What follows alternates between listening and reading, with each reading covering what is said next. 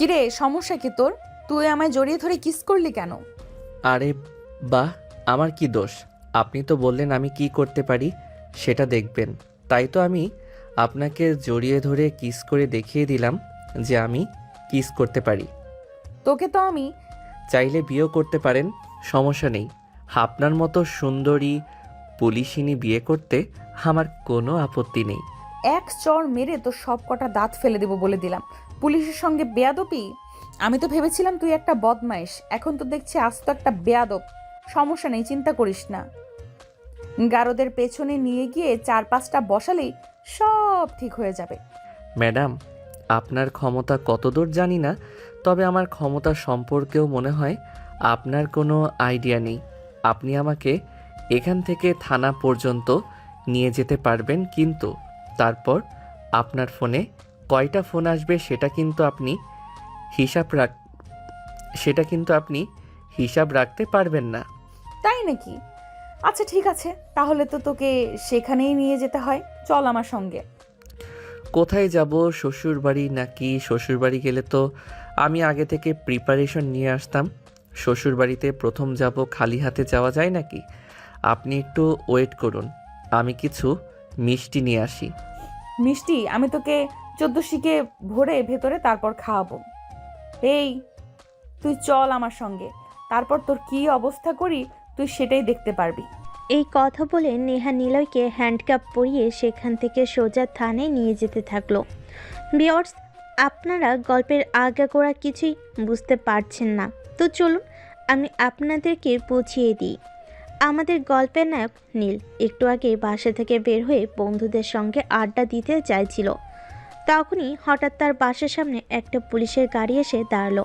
সে কিছু বুঝে ওঠার আগেই সেখান থেকে একটা মেয়ে পুলিশ বলে উঠল, এটা কি মিস্টার আবির চৌধুরীর বাড়ি?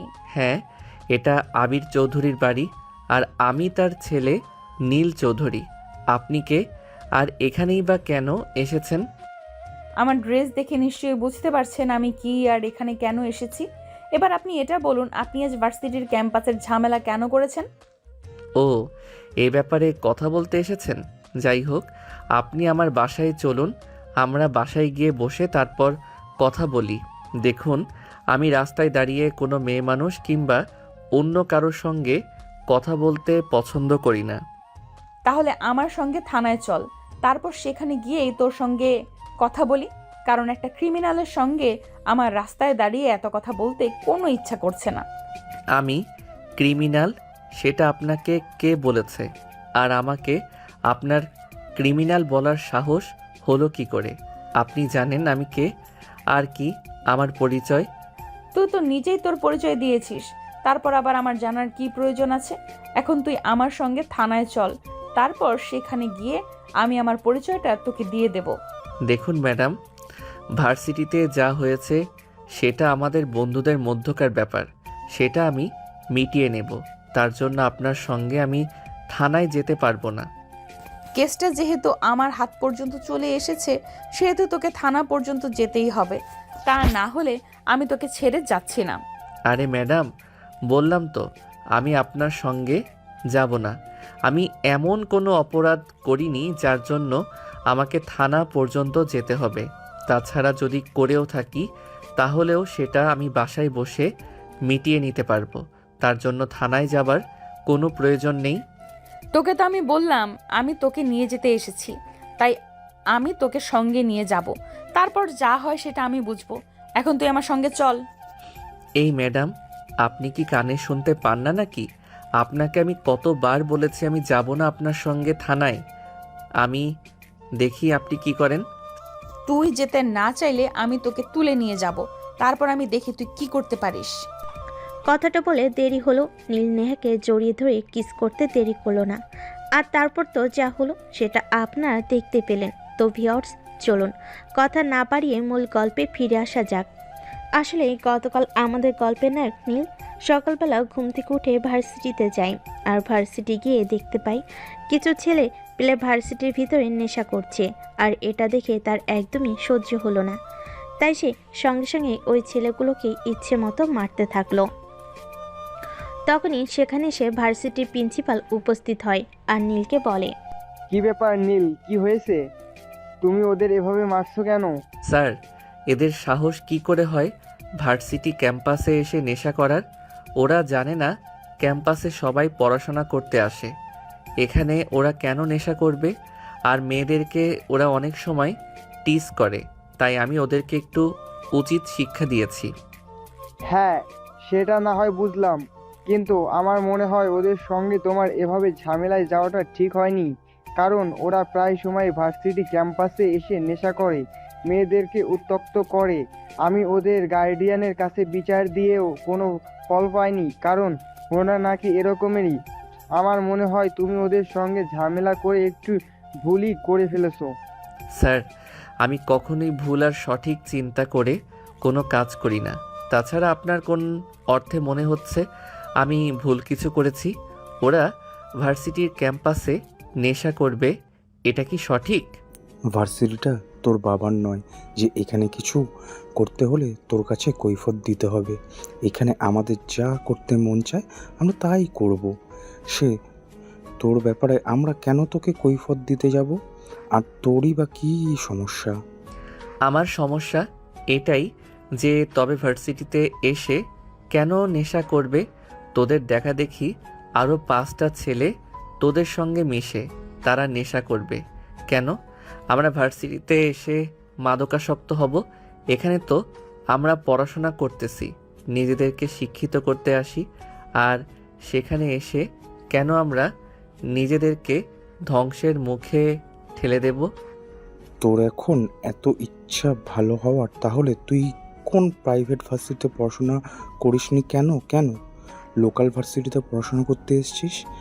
এখানে যখন তুই পড়াশোনা করতে এসেছিস, তাহলে এখানে যা হয় সব তোকে মুখ বুজে সহ্য করতে হবে। আর তা না হলে তুই এখান থেকে পড়াশোনা ছেড়ে দিয়ে চলে যা, কারণ তুই ভার্সিটির পরিবেশে অভ্যস্ত নস।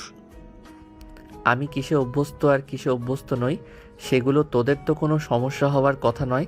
তোরা ক্যাম্পাসে এসে কেন এগুলো করবি? এই বলে নীল ছেলেগুলোকে আবারও মারতে উদ্যত হলো, কিন্তু তখন প্রিন্সিপাল স্যার নীলকে থামিয়ে দিল আর নীল সেখান থেকে চলে গেল। আর তারপরই হয়তো এই ছেলেগুলো থানায় গিয়ে কমপ্লেন করেছে। যাই হোক, এদিকে নেহা নীলকে নিয়ে থানায় পৌঁছালো। আর তখনই হঠাৎ নেহার ফোনে একটা কল আসলো। নেহা, তুমি নীলকে কেন থানায় নিয়ে এসেছো? ওকে এক্ষুনি ছেড়ে দাও। কিন্তু স্যার, ওর নামে থানায় মামলা করা হয়েছে। ও গতকাল ভার্সিটির ক্যাম্পাসে মারধর করেছে, আর ওই ছেলেগুলো আমার কাছে কমপ্লেন করেছে। তাই আমি যদি এর বিরুদ্ধে অ্যাকশন না নিই, তাহলে ওরা তো মনে করবে আমি পয়সার জন্য বিক্রি হয়ে গেছি। তোমাকে আমি এত কিছু চিন্তা করতে বলিনি। তোমাকে আমি যেটা করতে বলেছি তুমি সেটাই করো। তুমি এখনই নীলকে ছেড়ে দাও আর ওকে ওর বাসা পর্যন্ত দিয়ে আসো। কিন্তু স্যার, এইভাবে আমরা ওকে ছেড়ে দিতে পারি না। ও ভার্সিটিতে মাস্তানি করবে, আর এগুলো কি মেনে নেওয়া যায়? আমি তোমার কাছ থেকে কোনো উপদেশ শুনতে চাইছি না। তোমাকে যেটা করতে বলেছি তুমি সেটাই করো। তুমি এখনই ওকে ওর বাসার সামনে ছেড়ে দিয়ে আসো, ঠিক যেখান থেকে নিয়ে এসেছিলে। ঠিক আছে স্যার, আমি এক্ষুনি ওকে দিয়ে আসছি। এই ছেলে, চলো আমার সঙ্গে, তোমাকে তোমার বাসা পর্যন্ত পৌঁছে দিয়ে আসি। কিন্তু ম্যাডাম, আমি তো শ্বশুর বাড়িতে যাব, বাসায় যাওয়ার কোনো ইচ্ছে আমার নেই।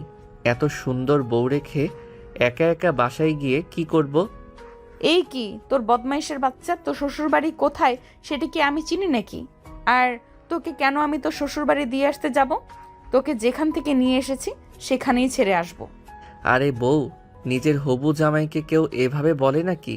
প্লিজ নিয়ে চলো না আমাকে, একটু শ্বশুরবাড়ি, একটু শাশুড়ি মার সঙ্গে দেখা করে আসি। তোর শ্বশুর বাড়ি কোথায় বল, আমি তোকে ছেড়ে দিয়ে আসছি। ও মা, বউ দেখি আমার নিজের বাড়ি চিনে না। আমি তো তোমাদের বাড়িতে যাওয়ার কথা বলছি। প্লিজ নিয়ে চলো না তোমাদের বাড়িতে একবার, আমার শাশুড়ি মায়ের সঙ্গে একবার দেখা করে আসি। তোর সঙ্গে আবার আমার কোন বোনকে বিয়ে দিলাম যে তুই আমার মায়ের মেয়ের জামাই হয়ে গেলি? তাছাড়া আমি ছাড়া তো আমার মায়ের কোনো মেয়ে সন্তান নেই। তাহলে উফ ডার্লিং, তুমিও না কিছুই বুঝো না। আমার বউ তো তুমি। আমি তো তোমাকে দেখেই প্রেমে পড়ে গেছি। তাহলে অন্য কেউ কেন আমার বউ হতে যাবে? প্লিজ বউ নিয়ে চলো না একটু তোমার বাড়ি। তোকে যে আমার কি করতে মন চাইছে সেটাই বুঝতে পারছি না। পারলে তোকে এক্ষুনি আমি খুন করে ফেলতাম, কিন্তু সেটার তো আদেশ নেই। বিয়েটা করে নাও, তারপর যা করার করো, তখন আর তোমাকে আমি কিছুই বলবো না। এই বলে নীল থানা থেকে বের হয়ে বাইরে আসলো। আর তখন তার পিছনে পিছনে নেহাও আসলো আর জিপে বসে নীলকে বলল, কি হলো? এখন ওখানে দাঁড়িয়ে আছিস কেন? আমার সঙ্গে গাড়িতে উঠে বসে আমি তোকে যেখান থেকে নিয়ে এসেছি ওখানেই ছেড়ে আসবো। নীল তখন আর কোনো কথা না বলে চুপচাপ নেহার সঙ্গে গাড়িতে উঠে বসলো। আর নেহা নীলকে তার বাড়ির সামনে ছেড়ে দিল। নীলের বাড়ির সামনে এসে নীলকে নেহা বলে, কি ব্যাপার, তুই এখনো গাড়িতে বসে আছিস কেন? তোর বাড়ির সামনে চলে এসেছি, তুই গাড়ি থেকে নামছিস না কেন? তুমি আমাকে এখানে কেন নিয়ে এসেছো? আমি না তোমাকে বললাম আমি আমার শ্বশুর বাড়িতে যাব? সেখানে কেন নিয়ে গেলে না? আমি এখন নামবো না গাড়ি থেকে। নেহা নীলকে অনেক করে বলেছিল গাড়ি থেকে নেমে যাওয়ার জন্য, কিন্তু নীল কোনোভাবে গাড়ি থেকে নামছিল না। তাই নেহা নীলকে ধাক্কা দিয়ে গাড়ি থেকে ফেলে দিতে চাইছিল, কিন্তু নীল অতটাও বোকা নয়। তাই সে সঙ্গে সঙ্গে নেহার হাতটা ধরে ফেল। নেহা তখন ধাক্কার তাল সামলাতে না পেরে নীলের উপর পড়ে গেল। এমন অবস্থা থেকে নেহা অনেকটা খেপে গেল আর নীলকে বলল, এটা কি হলো? তুই আমাকে টান দিয়ে নিচে ফেলে দিলি কেন? একটু তোমার শরীর থেকে উষ্ণতা নিতে, তোমার শরীর কতটা উষ্ণ সেটা একটু চেক করে নিতে। আল্লাহ, তুমি আমাকে উদ্ধার করো। আমি কোন পাগলের পাল্লায় পড়েছি সেটাই তো বুঝতে পারছি না। এটা কেমন তার ছেঁড়া মানুষ, আমি তো সেটাই ভেবে পাচ্ছি না। আমার পাল্লায় পড়েছো জানেমান, তুমি তো এত সহজে ছাড়া পাচ্ছ না। এখন কি যাবে নাকি তোমার শ্বশুর বাড়ি? এই বেয়াদব, চুপ কর। আমার শ্বশুর বাড়ি কোথা থেকে আসলো? আমি তো এখনো বিয়েই করিনি, আর বিয়ে করব কিনা সে ব্যাপারেও এখনো নিশ্চিত নয়। আমার মতো হ্যান্ডসাম একটা ছেলে থাকতে তুমি কেন বিয়ে ছাড়া থাকবে? তুমি অবশ্যই বিয়ে করবে এবং আমাকেই বিয়ে করবে, চিন্তা করো না। আমি কিছুদিনের মধ্যেই তোমার বাবা মায়ের সঙ্গে কথা বলবো এবং তোমাকে যত দ্রুত সম্ভব আমাদের বাড়িতে নিয়ে আসবো। তাহলে তোর মাথায় সমস্যা আছে, তোর সঙ্গে কথা বলাই অনর্থক। তুই থাক এখানে। এই কথা বলে নীল নেহার বুকের উপর থেকে উঠে পড়ে এবং সেখান থেকে চলে যেতে চায়। কিন্তু তখনই নীল পিছন থেকে নেহার হাতটা ধরে ফেলে আর টান দিয়ে নিজের সঙ্গে মিশিয়ে নেয়। আর তারপর আলতো করে নেহার কপালে একটা ভালোবাসার পরশ এঁকে দিয়ে বলে, একটু ভালোবাসা না দিয়ে চলে যাচ্ছ? এতটাই পাষাণ তুমি? এরকম হলে হয় নাকি? তোর ভালোবাসা চাই, তাই না? এই নে তোর ভালোবাসা। এই বলে নেহা নীলের গালে ঠাস ঠাস করে ব্যাস কয়েকটা চর বসিয়ে দিল। আর তারপর বলতে লাগলো, এবার তো পেয়েছিস তুই তোর ভালোবাসা, তাই না? এখন তোর মুখটা বন্ধ রাখ আর আমাকে এখান থেকে যেতে দে। এখানে বসে থাকলে তো আমার চলবে না, আমার তো আরো অনেক কাজ পড়ে আছে। নীল তখন কোনো কথা বলতে পারছিল না, কারণ নেহা তাকে এত জোরে চর মেরেছে যে তার গালে 5টা আঙুলের ছাপ বসে গেছে। তার গাল অনেক ব্যথা করছিল, তাই সে আর কোনো কথা বলল না। এদিকে নেহা তো নাই, চলে গেল। নীল তখন কোনো রকমে নিজের চোখের জল মুছে বাড়ির ভিতর প্রবেশ করবে, তখনই হঠাৎ তার আম্মুর সামনে পড়ে গেল। তার আম্মু তাকে দেখে বলতে লাগলো, কি রে বাবা, কি হয়েছে তোর? তোর গালে এটা কিসের দাগ? দেখে তো মনে হচ্ছে একদম এক্ষুনি রক্ত ছিটে পড়বে। কই আম্মু, কিছুই হয়নি। বন্ধুদের সঙ্গে একটু খেলতে গিয়েছিলাম আর তখনই একটু ব্যথা পেয়েছি। আমাকে কি তুই বোকা পেয়েছিস নাকি যা বুঝাবি আমি তাই বুঝে যাব? একদমই নয়, আমি বুঝতে পেরেছি এটা কারো হাতের দাগ, সেটা দেখেই বোঝা যাচ্ছে। 5টা আঙ্গুল একদম স্পষ্ট দেখা যাচ্ছে। ব্যাস এইটুকুই। আরে আম্মু, তোমার কি মাথা খারাপ হয়েছে নাকি? এই শহরে এখনো এমন কোনো ছেলে পয়দা হয় নাই যে আমার গায়ে হাত দেবে, আর গায়ে হাত দেওয়ার পর আমি তাকে ছেড়ে দেব। এতক্ষণে আমি বিষয়টা ক্লিয়ারই বুঝতে পেরেছি। তুই নিশ্চয়ই কিছু একটা ঝামেলা করেছিস আর তার ফলস্বরূপ তোর গালের এই চিহ্নগুলো, ঠিক না? না, একদমই নয়। তুমি তো জানো আমি কখনোই ঝামেলা করি না। অন্যায় দেখলে সেখানে নিজেকে কন্ট্রোল রাখতে পারি না। আসলে গতকাল ভার্সিটিতে কিছু ছেলে ক্যাম্পাসে বসে নেশা করছিল আর তাদেরকে একটু শিক্ষা দিয়েছিলাম। তারপর তারা থানায় মামলা করেছে। আমি বুঝতে পারছি না তোকে এত ভালো মানুষ সাজতে কে বলেছে তোকে ওইগুলো করতে, যার কারণে তোকে এখন থানায় পর্যন্ত যেতে হলো। আমি চাই না তুই এসব ঝামেলায় আর নিজেকে ইনভলভ রাখিস। আম্মু, তুমি হয়তো একটা কথা ভুলে গেছো যে আমার রক্তে অপরাধ দেখেও তীর থাকাটা নেই। আমি অপরাধ দেখলে সহ্য করতে পারি না। যেখানে অপরাধ দেখি সেখানেই আমার রক্ত গরম হয়ে যায়। ও তাই নাকি? ঠিক আছে, তাহলে আমি তোকে কিছুই বলবো না। একবার আয়নার সামনে দাঁড়িয়ে তোর গালের দিকটা দেখে নে, তাহলে তুই বুঝতে পারবি আমি কেন তোকে এই কথাগুলো বলছিলাম। নীল তখন আর কোনো কথা না বলে চুপচাপ নিজের রুমে চলে গেল আর বিছানায় শুয়ে ঘুমিয়ে পড়ল। সে যখন ঘুম থেকে উঠল তখন আনুমানিক রাত 8টার মতো বাজে। বিছানা থেকে উঠে সে ফ্রেশ হতে ওয়াশরুমে চলে গেল। ওয়াশরুম থেকে এসে যেই না সে আয়নার সামনে দাঁড়ালো, নিজের চেহারা সে নিজেই চিনতে পারছে না। একটা মেয়ের শরীরে এত শক্তি আসে কোথা থেকে, যে নীলকে সেই দুপুরবেলা চর দিয়েছে আর এখন রাতের 8টা বাজে। এখনও তার 5টা আঙ্গুলের চিহ্ন নীলের গালে ফুটে আছে। নীল তখন একটু অয়েলমেন্ট লাগিয়ে পড়তে বসে গেল। পড়া শেষ হলে রাতের খাবার খেয়ে তারপর ঘুমিয়ে পড়ল। পরের দিন সকালবেলা ভার্সিটি যাওয়ার উদ্দেশ্যে বাসা থেকে বের হবে। তখনই হঠাৎ সে তার বাসার সামনে একটি মেয়েকে দাঁড়িয়ে থাকতে দেখল।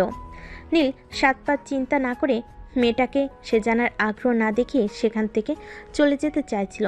তখনই পিছন থেকে মেয়েটা বলল, আই এম সরি, কাল রাগের মাথায় আপনাকে এইভাবে থাপ্পড় মারাটা উচিত হয়নি। নিশ্চয়ই খুব ব্যথা পেয়েছেন, তাই না? সে যাই হোক, ভালোবাসার মানুষের ছোঁয়া তো পেয়েছি, সেটাই আমার জন্য অনেক। ভালোবাসার মানুষের ছোঁয়ার সব সময় ভালো হয়। আবার আপনি ওইসব কথা বলা শুরু করেছেন। দেখুন, আমার মেজাজ হুট করেই গরম হয়ে যায়, আর আমি অপরাধীদের এইভাবেই শাস্তি দিয়ে থাকি। তাই আপনার কথা শুনে মাথা গরম হয়ে গেছিল। আর তারপর বললাম তো ঠিক আছে, কোনো ব্যাপার না। আমার ভার্সিটি লেট হয়ে যাচ্ছে, আমি এখন আসছি। এরপর নেহাকে নীল আর কোনো কথা বলার সুযোগ না দিয়ে বাইকে নিয়ে সোজা ভার্সিটির উদ্দেশ্যে বেরিয়ে পড়ল। ভার্সিটিতে এসেই সে দেখতে পেল ওই ছেলেগুলো গেটের সামনে দাঁড়িয়ে আছে।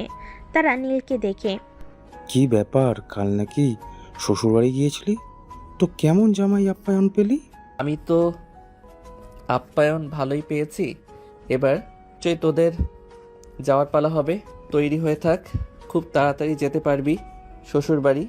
এই কথা বলে নীল সেখানে আর এক মুহূর্ত না দাঁড়িয়ে সোজা ক্যাম্পাসের ভিতর চলে আসলো। ক্লাসে সেই ঢুকতে যাবে, তখনই তার বন্ধু হৃদয়ের সঙ্গে তার দেখা হয়। আর তখনই তার বন্ধু হৃদয় তাকে প্রশ্ন করে, কি রে দোস্ত, কি হয়েছিল কাল? আমি শুনলাম তোকে নাকি পুলিশ স্টেশন যেতে হয়েছিল। আরে আর বলিস না, ওই যে সেদিন ছেলেগুলো নেশা করছিল, ওদের একটু চা নাস্তা খাওয়াইছিলাম, তার জন্যই আর কি। দোস্ত, তোকে আমি কতবার বলেছি ওদের সঙ্গে ঝামেলায় যাস না, তুই তারপরেও গেলি। আরে দোস্ত বাদ দে, এসব নিয়ে চিন্তা করিস না, সব ঠিক হয়ে যাবে। এখন বল, তোর কি খবর? এই তো আলহামদুলিল্লাহ ভালো। কাল প্রিয়ার সঙ্গে দেখা করতে গিয়েছিলাম, বেশ ভালোই কেটেছে সময়টা। আচ্ছা, প্রেম করে কি পাস আমি সেটা বুঝতে পারি না। আজ এই মেয়ে তো কাল ওই মেয়ে, একটা মেয়েকে ফিক্সড কর আর ওকে বিয়ে করে নে। দোস্ত, একটা ফুল গড়ে নিয়ে রাখার চাইতে 1000টা ফুলের মতো খাওয়া যে কতটা মজা সেটা তুই বুঝতে পারবি না।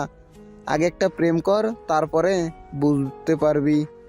হ্যাঁ রে, সেটাই চেষ্টা করছি দোস্ত। কাল যে ইন্সপেক্টর আমাকে অ্যারেস্ট করতে এসেছিল, মেয়েটাকে দেখে আমি একদম প্রেমে পড়ে গেছি। কি বলিস দোস্ত, শেষে কিনা সিনিয়র একটা পুলিশ ইন্সপেক্টরের প্রেমে পড়লি তুই? আমি জাস্ট ভাবতে পারছি না, এই বুঝি ছিল তোর মনে? ভার্সিটিতে কত মেয়েরা তোর পেছনে লাইন মারে, তুই তো তাদেরকে একটুও পাত্তা দিস না, আর শেষে কিনা একটা পুলিশের প্রেমে পড়েছিস। দোস্ত রে, প্রেম ভালোবাসা বলে কয় হয় না। আর যদি সেরকম হতো তাহলে হয়তো আমি কবেই প্রেমে পড়ে যেতাম। কিন্তু বিশ্বাস কর, আমি সত্যি কাল পুলিশ মেয়েটাকে দেখে প্রেমে পড়ে গেছি। আচ্ছা ঠিক আছে, এখন ক্লাসে চল, ক্লাসের টাইম হয়ে গেছে।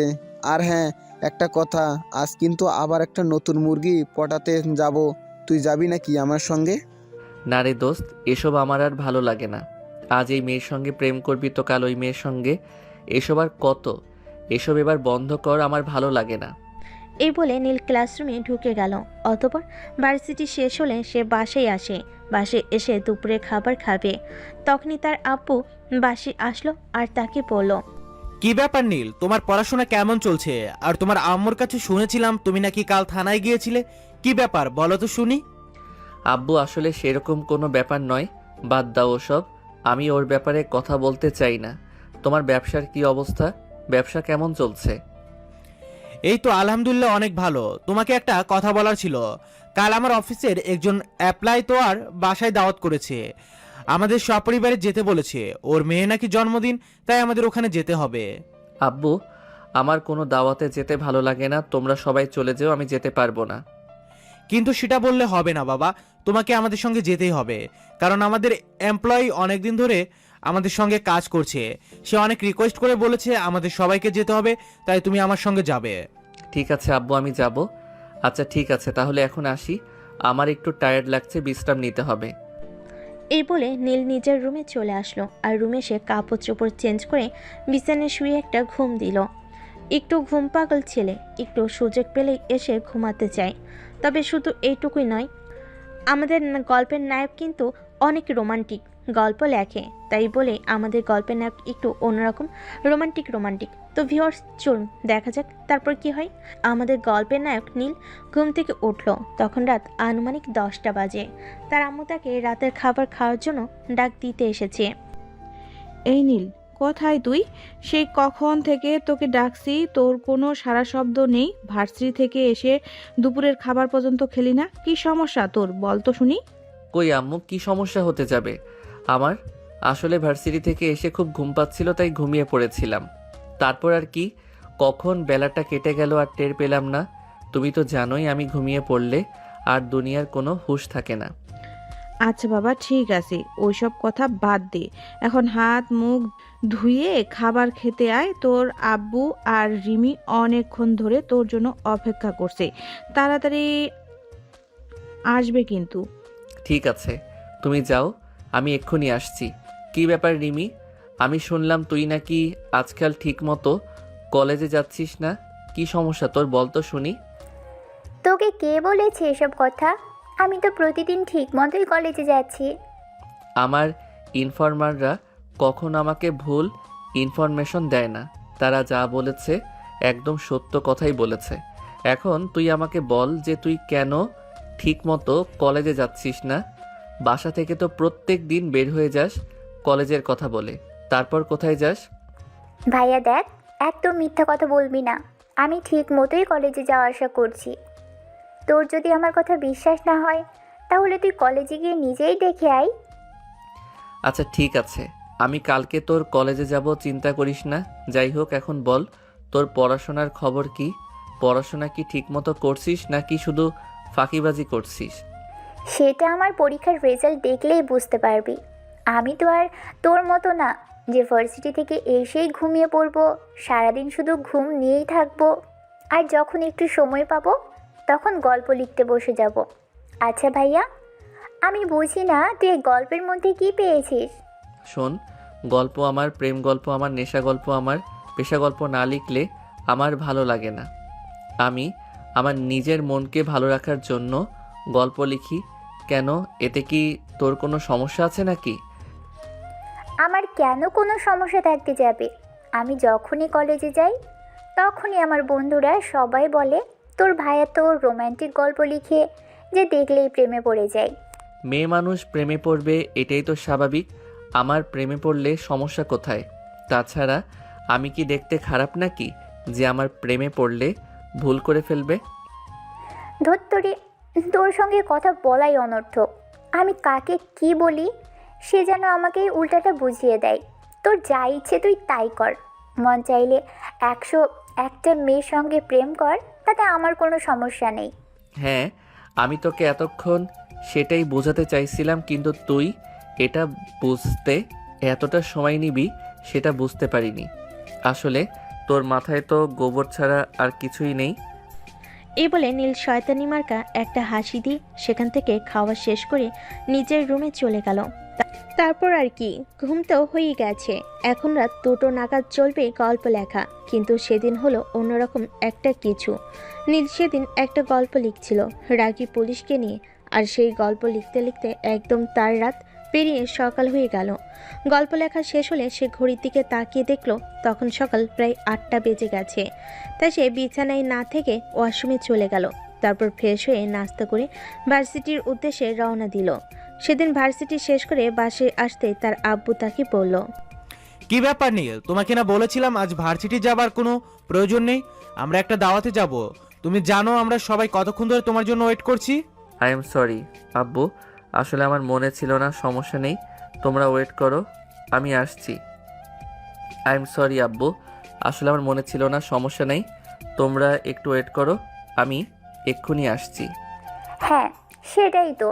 তুই ভার্সিটিতে গিয়ে ইতরামি করবি আর সব সময় আমাদেরকে কোনো কাজে লেট করাবি।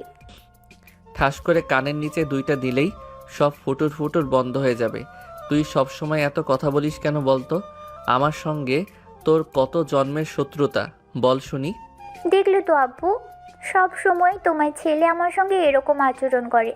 সব সময় আমাকে শুধু ভয় দেখায় আর সব সময় শুধু আমাকে এইটাই বলে যে আমাকে মারতে কেন বলতো। দয়া করে তোরা দুজন তোদের ঝগড়া বন্ধ কর। আর নীল, তুমি যদি তাড়াতাড়ি রেডি হয়ে আয়, তা না হলে সত্যি এখন লেট হয়ে যাবে। আর যদি সময় মতো ওই অনুষ্ঠানে পৌঁছাতে না পারি তাহলে আমার এমপ্লয়ি অনেক রাগ করবে। প্লিজ বাবা, তাড়াতাড়ি আয়।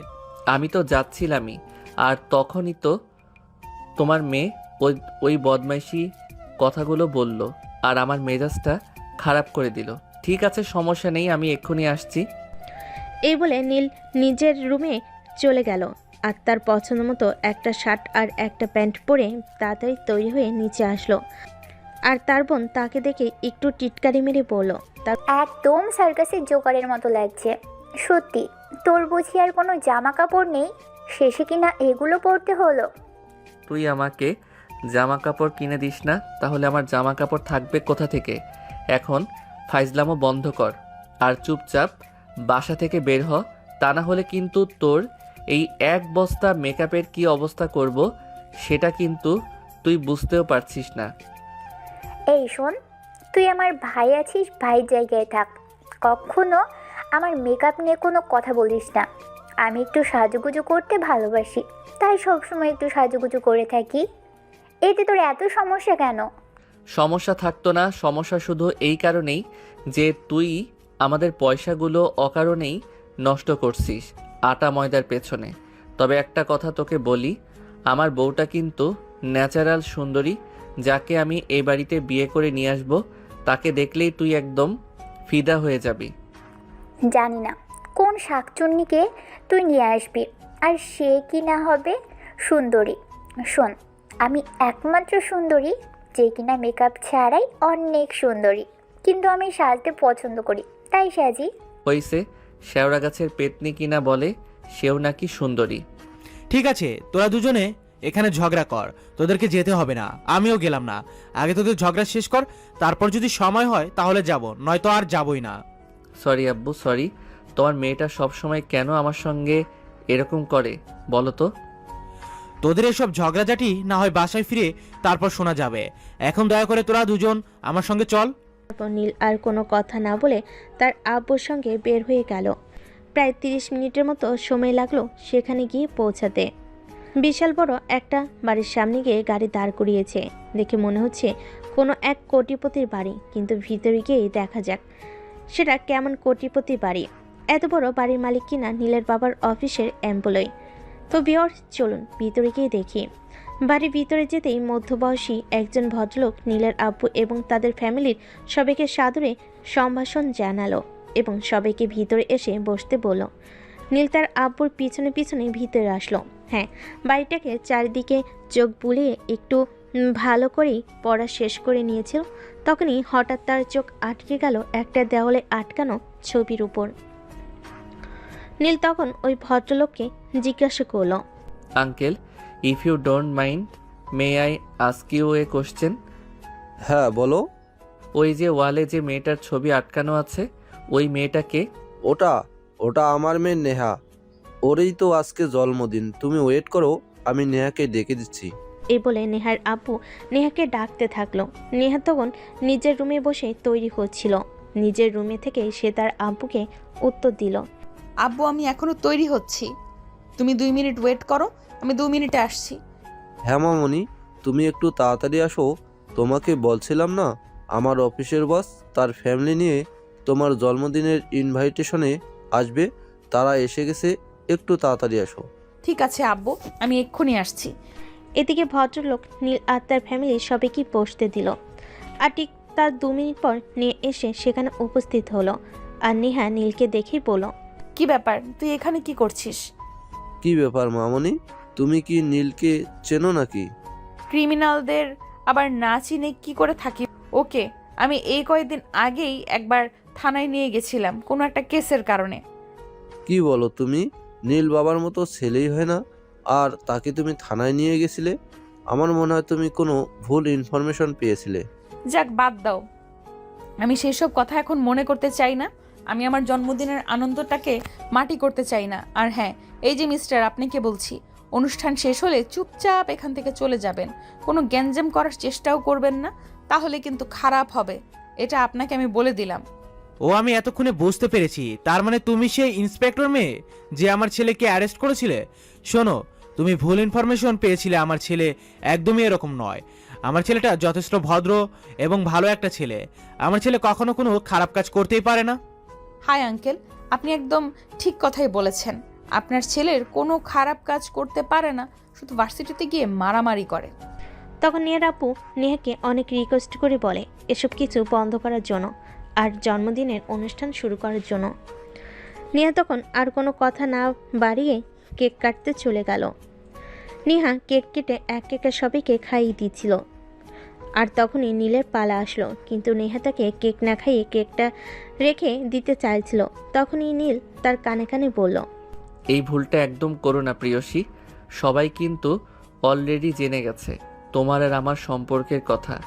এখন যদি তুমি আমাকে কেক না খাইয়ে দাও, তাহলে কিন্তু আমি সবার সামনেই তোমাকে ওইটা করে দিব। মানে তুই আমাকে আমার বাড়িতে এসে থ্রেট করছিস? এর পরিণাম কি হতে পারে তুই জানিস? পরিণামের কথা চিন্তা করে নীল কখনো কোনো কাজ করে না, সেটা তুমি নিশ্চয়ই এতক্ষণে বুঝতে পেরে গেছো। সো কোনো কথা না বলে আমাকে একটু কেক খাইয়ে দাও, তারপর আমিও তোমায় ভালোবেসে কেক খাইয়ে দেব।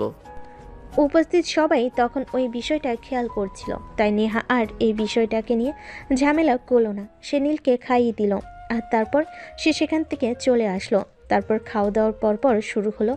এক একে সবাই খাওয়া দাওয়া শেষ করে নিজেদের বাড়িতে চলে যাচ্ছিল।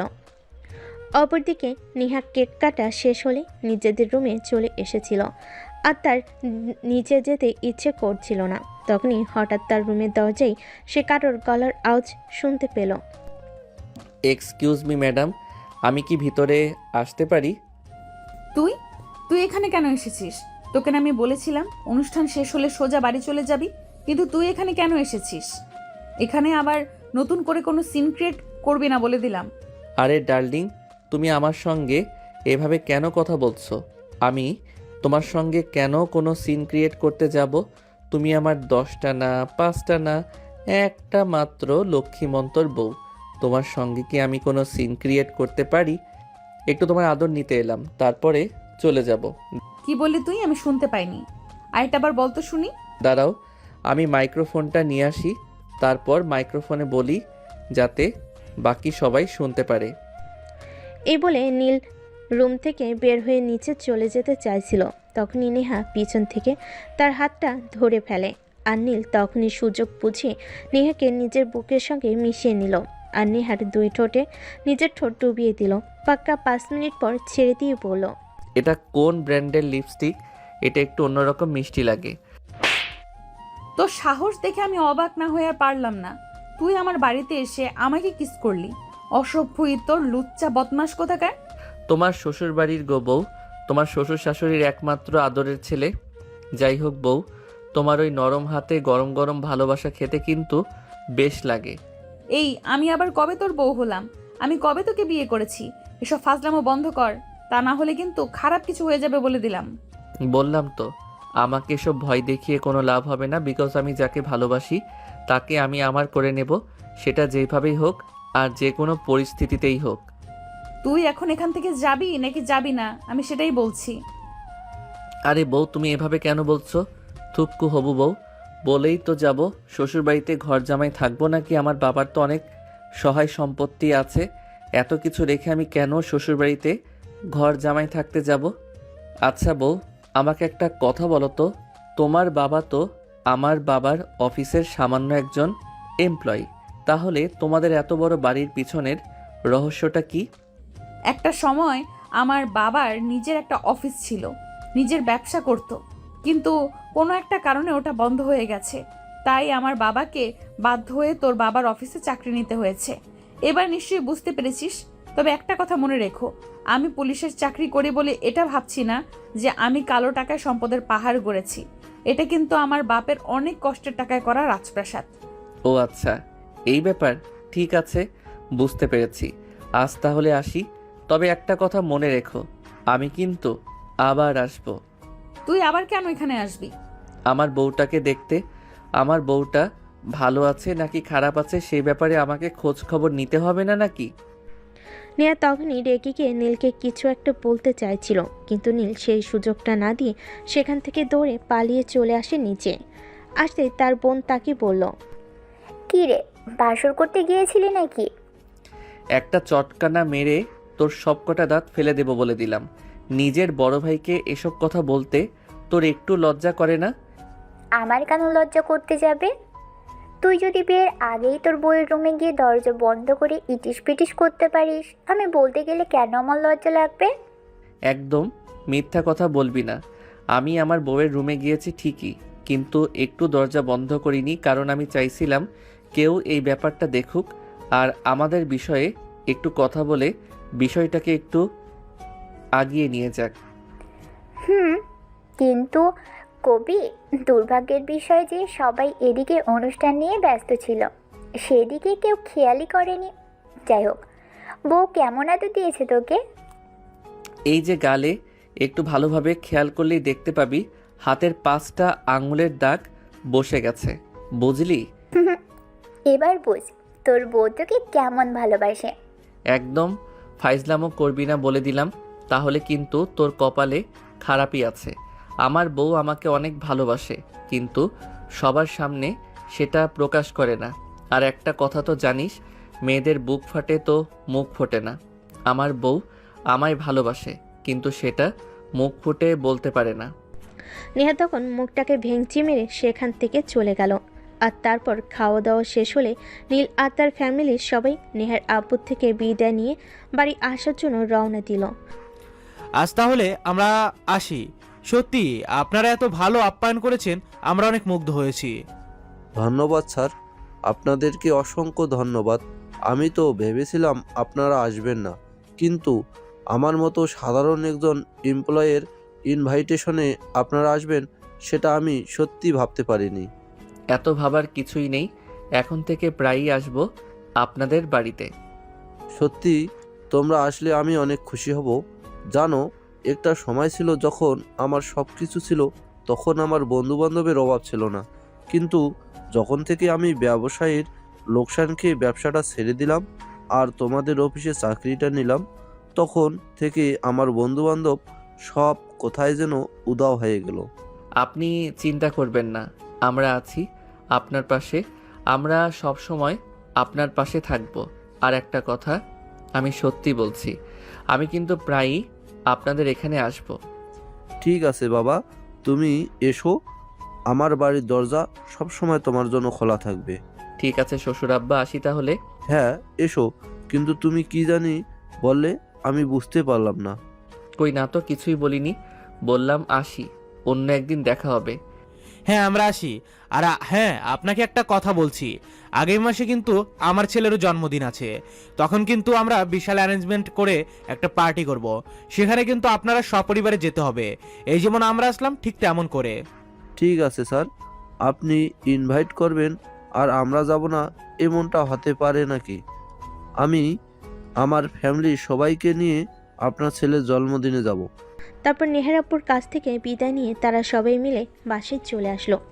নিজেদের রুমে এসে কাপড় চোপড় চেঞ্জ করে বিছানায় ঘুমোতে যাবে, ঠিক তখনই রিমি তার রুমে আসলো আর বলল, কিরে, কেমন ভালোবাসে তোর বউ তোকে? চলে আসার সময় বিদায় জানাতে পর্যন্ত আসলো না। এই শোন, আমার বউ আমাকে কেমন ভালোবাসে সেটা তোকে জানতে হবে না। আর আমার বউ কেন সবার সামনে আমাকে বিদায় জানাতে আসবে? আমার বউয়ের লজ্জা করে না বুঝি? ওরে বাবারে, কি লজ্জাবতী বউ তোর! আমি তো সেটাই ভেবে পাচ্ছি না। আচ্ছা, সেটা দেখা যাবে, আগে আসুক তো বাড়িতে। এ বলে রিমি সেখান থেকে চলে গেল। আর এদিকে নীল বিছানায় শুয়ে ঘুমিয়ে পড়ল। এরপর চলে গেল 1 মাসের বেশি সময়। দেখতে দেখতে নীলের জন্মদিন চলে আসলো। নীলের বাবা অনেক বড় করে একটা পার্টির আয়োজন করেছে, আর সেখানে নেহার ফ্যামিলিকে ইনভাইট করা হয়েছে। তাছাড়া শহরের গণ্যমান্য ব্যক্তি থেকে শুরু করে অনেকে ইনভাইট করা হয়েছে। নেহা, তোমাকে বলছিলাম না আমাদের অফিসের এমডি স্যার ওনার ছেলের জন্মদিনে আমাদেরকে সপরিবারে ইনভাইট করেছে, সেখানে যেতে হবে। তুমি আম্মু আর রিয়াকে নিয়ে চলে যাও, আমি যেতে পারবো না। আমার অফিসের একটা কাজ আছে, আমাকে সেটা করতে হবে। তোমার অফিসের কাজ তুমি পরে করবে। এমডি স্যার আমাদের দাওয়াত দিয়েছেন, মানে তুমি বুঝতে পারছো? ওনার ছেলের জন্মদিন বলো কথা। তোমার জন্মদিনে ওনাদেরকে ইনভাইট করেছিলাম, ওনারা আসবে সেটা আমি আশা করিনি, তারপর ওনারা এসেছেন। আর এখন ওনার ছেলের জন্মদিনে আমাদেরকে ইনভাইট করছে, সেখানে না গেলে মনে হয় আমার চাকরিটাও থাকবে না। তোমাকে তো আমি বলেছি তুমি চাকরিটা ছেড়ে দাও। এখন আমি চাকরি করছি, মোটামুটি ভালো টাকার মাইনে পাই, সেটা দিয়ে আমাদের সংসার ভালো করে চলে যাবে। শুধু সংসার খরচ চললে হবে না রে মা, তোরা 2টা বোন, তোদের ভবিষ্যৎ বলেও তো একটা কথা আছে। আজ যদি তুমি ছেলে হতি তাহলে হয়তো আমাকে এত চিন্তা করতে হতো না, কিন্তু ব্যবসায়ী লোকসান খেয়ে আমাদের যা ছিল সব কিছুই তো শেষ হয়ে গেছে। এখন তো তোদের ভবিষ্যৎ নিয়ে আমাকেই ভাবতে হবে। আচ্ছা ঠিক আছে, আমাকে এত কথা শোনাতে হবে না, তোমরা ওয়েট করো, আমি আসছি। এই কথা বলে নেহা নিজেদের রুমে চলে গেল, আর তারপর রেডি হয়ে নিচে চলে আসলো আর ফ্যামিলির সবাইকে নিয়ে নীলের বাড়ির উদ্দেশ্যে রওনা দিল। অপরদিকে নীল অনেকক্ষণ ধরেই অপেক্ষা করছিল নেহা কখন আসবে, কখন সে নেহাকে দেখবে। তার অপেক্ষা যেন আর শেষই হচ্ছিল না। সে তখনই তার আব্বু সেখানে আসলো আর তাকে এরকম চিন্তিত দেখে প্রশ্ন করলো, কি ব্যাপার নীল, কি হয়েছে? আজ তোমার জন্মদিন, যেখানে তোমার অনেক খুশি থাকার কথা, আর সেখানে তুমি এরকম চিন্তিত কেন? কিছু কি হয়েছে? না আব্বু, সেরকম কিছু নয়। আসলে তুমি না তোমার অফিসের ওই এমপ্লয়িকে ইনভাইট করেছিলে, যার মেয়ের জন্মদিনে আমরা গিয়েছিলাম, তারা আসেনি কেন? তারা আসবে, আমি একটু আগেও তাদেরকে ফোন করেছিলাম। তারা বললো এইমাত্র বাড়ি থেকে বের হয়েছে, এই তো হয়তো 10-15 মিনিটের মধ্যেই পৌঁছে যাবে। আচ্ছা ঠিক আছে। আসলে আমার অনেক বন্ধু বান্ধবকে ইনভাইট করেছিলাম, তাদের মধ্যে অনেকেই এসেছে আর অনেকেই আসেনি, তাই একটু টেনশনে আছি ওরা আসবে কিনা তাই। এই বলে নীল কথাটা কোনো রকম ঘুরিয়ে নিল আর তারপর তার আব্বু সেখান থেকে চলে গেল। রিমি একটু দূর থেকেই এসব কর্মকাণ্ড দেখছিল আর তখনই তার পাশে এসে দাঁড়ালো আর কানে কানে বলল, কি ব্যাপার, বউয়ের জন্য বুঝি পরাণ জ্বলে যাচ্ছে? তাহলে তুই নিজেই গিয়ে একটু নিয়ে আয়। দেখো, একদম ফাইজলামি করবি না বলে দিলাম। আমার বউয়ের জন্য আমার পরম চলবে না তো তোর জামাইয়ের জন্য চলবে নাকি? এরকম কেন তুই রে? আমার বউটাকে বুঝি তুই একটু সহ্য করতে পারিস না? আমার তোর বউয়ের জন্য বয়ে গেছে, উল্টে তো তুই আমাকে হিংসে করিস। আমার বয়ফ্রেন্ডের নাম শুনলে তোর শরীরে জ্বালা ধরে যায়। যাক, বাদ দে, আজ তোর জন্মদিন, তাই তোকে কিছু বললাম না। তবে মনে রাখিস, এটা আমি তুলে রাখলাম, অন্য কোনো একদিন তোকে সুদে আসলে ফেরত দিব। এভাবেই কথা কাটাকাটি হচ্ছিল দুই ভাই বোনের মধ্যে। আর তখনই নীলের আব্বু আবার সেখানে আসে আর নীলকে বলে, নীল, একটা প্রবলেম হয়ে গেছে। আমি আমজাদ সাহেবকে ফোন করেছিলাম, উনি এইমাত্র বললেন পথিমধ্যে ওনাদের গাড়ি নষ্ট হয়ে গেছে, কিন্তু সেখানে কোনো গ্যারেজ নেই, তাই ওনারা রাস্তায় দাঁড়িয়ে আছে। তুই একটা কাজ কর, আমাদের গাড়িটা নিয়ে যা আর ওনাদেরকে একটু রিসিভ করে নিয়ে আয়। কথাটা শুনে নীলের মনে যেন লাড্ডু ফুটতে থাকে। তাই সে আর এক মুহূর্ত দেরি না করে গাড়ির চাবি নিয়ে বাড়ি থেকে বের হয়ে পড়ল। মাঝ রাস্তায় আসতেই এসে দেখতে পেল রাস্তার একপাশে নেহা এবং তার পুরো ফ্যামিলি দাঁড়িয়ে আছে। নীল গাড়িটা দাঁড় করালো এবং নেহার সামনে গিয়ে তার আব্বুকে উদ্দেশ্য করে বলল, আঙ্কেল, আমি আব্বুর কাছে শুনলাম আপনাদের গাড়ি নষ্ট হয়ে গেছে, তাই আমি আপনাদেরকে নিতে আসলাম। হ্যাঁ বাবা, তোমাদের বাড়িতেই যাচ্ছিলাম আর তখনই হঠাৎ গাড়িটা নষ্ট হয়ে গেল, তাই এখানেই দাঁড়িয়ে আছি। যাই হোক, এখন চলে যাওয়া যাক। আমাদের জন্য তোমাদের একটু প্রবলেমে পড়ে যেতে হলো। না আঙ্কেল, সেরকম কোনো ব্যাপার না। আপনার জন্য কেন আমরা প্রবলেমে পড়ব? আমি তো খুশি মনে আপনাদেরকে নিতে এসেছি। চলুন প্লিজ। অতঃপর এক একে সবাই গাড়িতে উঠে বসলো, কিন্তু পিছনে 4 জনের জায়গা হচ্ছিল না। তখনই নেহার আব্বু নেহাকে বলে, নেহা, তুমি নীলের সঙ্গে সামনের সিটে বসো, আমরা 3 জন পিছনে বসি। হাই নেহা আপু, আপনি আমার সঙ্গে সামনে চলে আসুন। নেহা তখন আর কোনো কিছু না বলে চুপচাপ নীলের পাশের সিটে এসে বসলো। নীল গাড়ি ড্রাইভ করছিল আর তখনই হঠাৎ নেহার হাতে তার হাতটা চলে এলো। নেহা তখন রেগে আগুন নীলের দিকে এমনভাবে তাকিয়ে আছে যেন চোখ দিয়ে আগুন ঝলসে পড়ছে।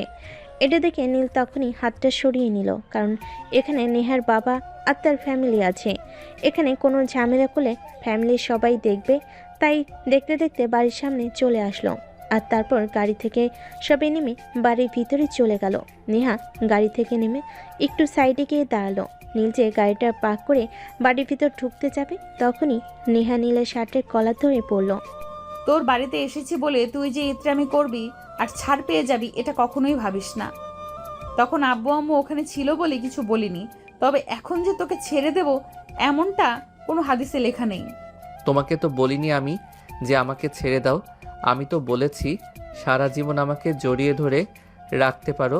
আমি তোমাকে কোনো বাধা দেব না।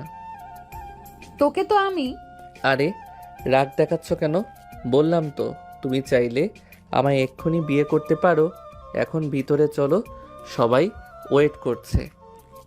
আজ আর তোকে কিচ্ছু বললাম না, তবে মনে রাখিস এটা সময় মতো তোকে সুদে আসলে বুঝিয়ে দেব।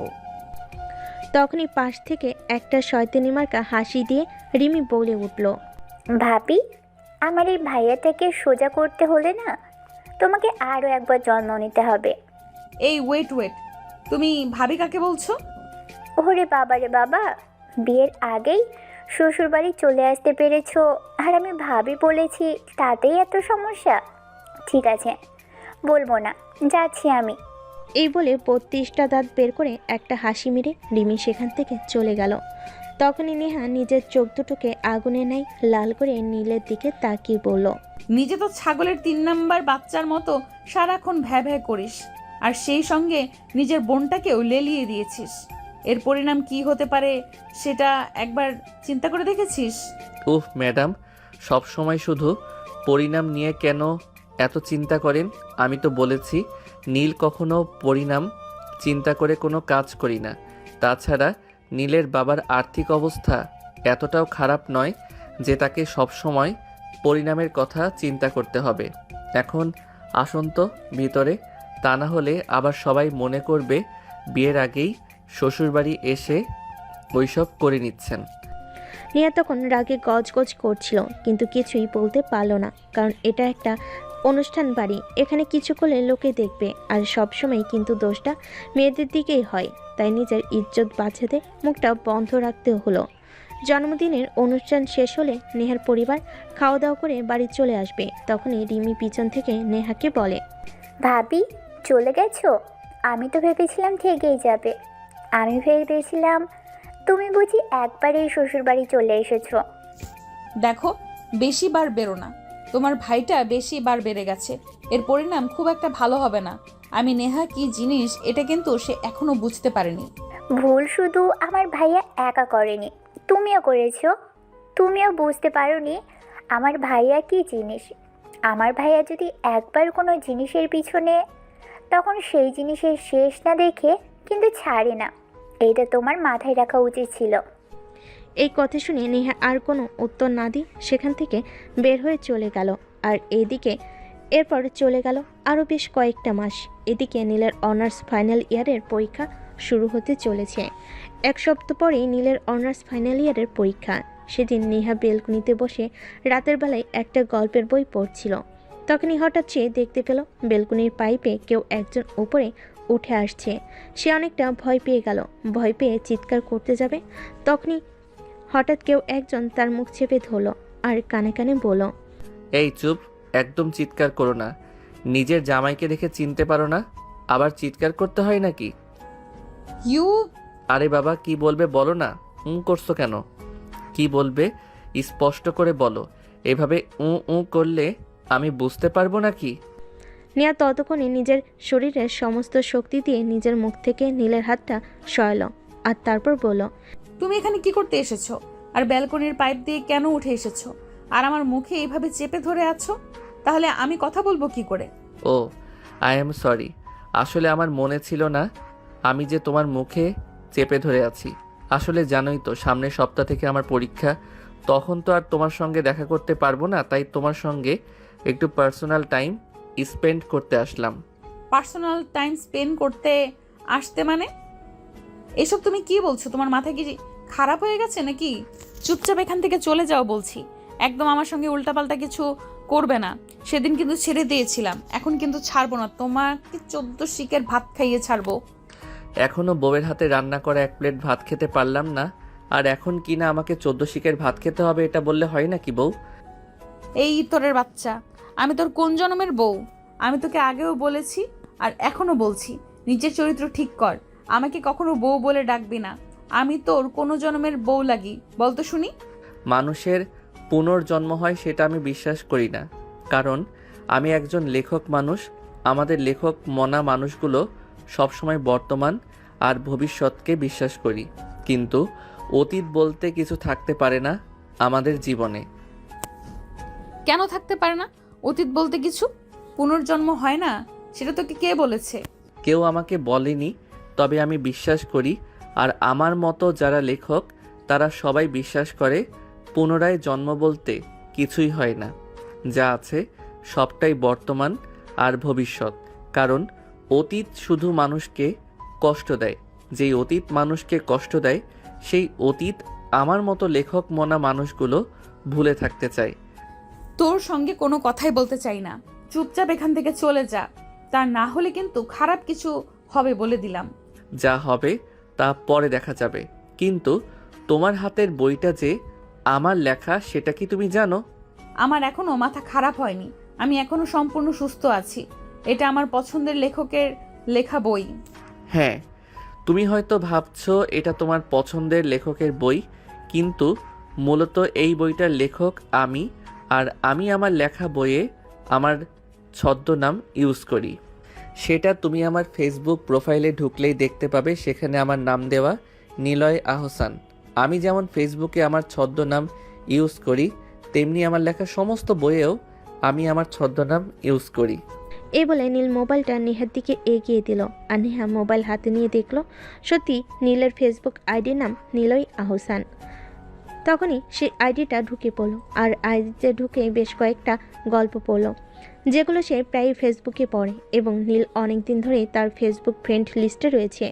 তখন সে অবাকের যন্ত্রসীমে পৌঁছে গিয়ে পড়ল, আমি তোমার এতদিনের ভক্ত, কিন্তু কোনো দিনও তোমার আসল পরিচয়টা জানতেই পারলাম না। এটা হয় নাকি? আমি জানি তুমি অনেক দিন ধরেই আমার গল্প পড়ো, কিন্তু আমি কখনোই তোমাকে আমার পরিচয় দেইনি, কারণ আমি তোমায় ভালোবাসি।